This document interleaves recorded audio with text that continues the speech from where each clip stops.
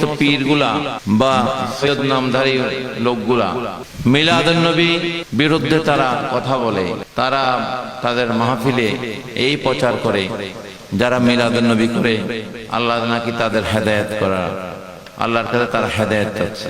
নাউযুবিল্লাহ বলেন। পীর মুরিদি করে আবার মিলাদুন নবী বিরুদ্ধে সমালোচনা করে, নামের আগে সৈয়দ লাগায়, যাদের এই সৈয়দ হচ্ছে আমার নবী, আমার নবীর বংশধররা। ঠিক না বেঠিক? সৈয়দদের মধ্যে যারা সবার উপরে এরা হচ্ছে পাক পঞ্জতন। সুবহানাল্লাহ। ঠিক না বেঠিক?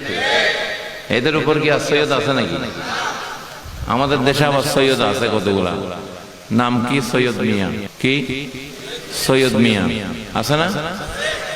তার ছেলে আবার দেখতেছি সৈয়দ লাগানো শুরু করে, সৈয়দ আব্দুল করিম।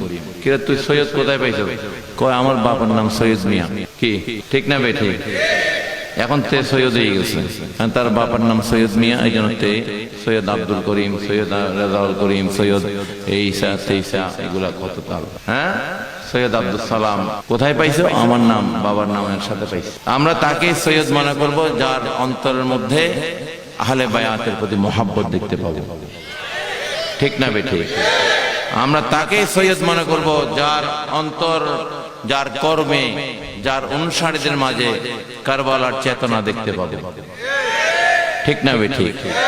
ইমাম হুসাইন রাদিয়াল্লাহু তাআলা আনহু, যিনি সত্যের জন্য, ন্যায়ের জন্য যিনি নিজের জীবন দিয়েছেন, ইসলাম জিন্দা হতা হয় হর কারবালা কা বাত, তাদেরকে আমরা সৈয়দ হিসেবে চিহ্নিত করব যারা নিজেরাই এই কারবালার মাহফিল নিজেরা করবে এবং তাদের অনুসারীদেরকেও করবে। ঠিক না বেঠিক?